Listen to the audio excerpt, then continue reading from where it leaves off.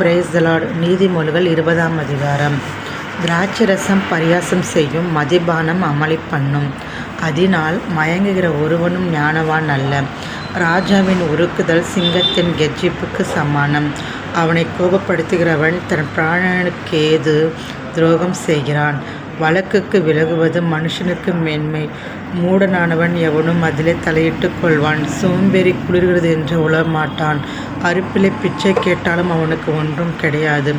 மனுஷனுடைய இருதயத்திலுள்ள யோசனை ஆழமான தண்ணீர் போல் இருக்கிறது. புத்திமானோ அதை மொண்டே எடுப்பான். மனுஷர் பெரும்பாலும் தங்கள் தயாளத்தை பிரசித்தப்படுத்துவார்கள். உண்மையான மனுஷனை கடைபிடிப்பவன் யாம்? நீதிமான் தன் உத்தமத்தில் நடக்கிறான். அவனுக்கு பிறகு அவன் பிள்ளைகளும் பாக்கியவான்களாய் இருப்பார்கள். நியாயாசனத்தில் வீற்றிருக்கும் ராஜா தன் கல்வியினால் சகல பொல்லாப்பையும் சிதற பண்ணுகிறான். என் இருதயத்தை சுத்தமாக்கினேன், என் பாவமர துப்புரவானேன் என்று சொல்லத்தக்கவன் யார்?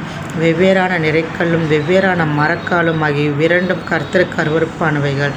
பிள்ளையானாலும் அதன் செய்கை சுத்தமோ செம்மையோ என்பது அதன் நடக்கையினால் விளங்கும்.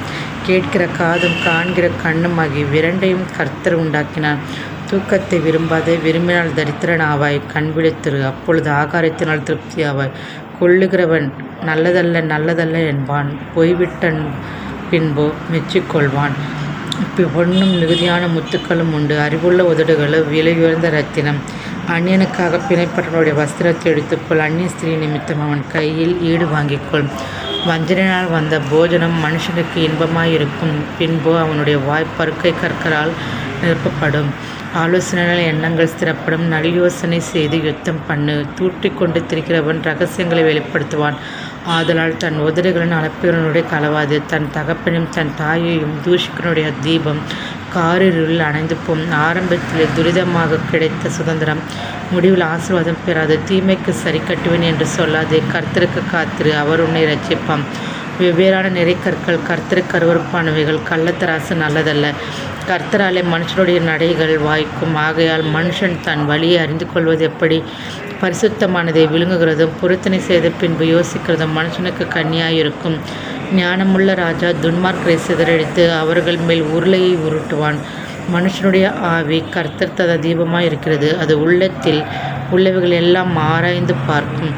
தயையும் சத்தியமும் ராஜாவை காக்கும். தயினாலே தன் சிங்காசனத்தை நிற்க பண்ணுவான். வாலிபரின் அலங்காரம் அவர்கள் பராக்கிரமம், முதிர் வயது ஆனவர்களின் மகிமை அவர்கள் நாரை. காயத்தின் அலும்புகளும் உள்ளத்தில் உரைக்கும் அடிகளும் பொல்லாதவனை அழுக்கற துடைக்கும். ஆமேன்.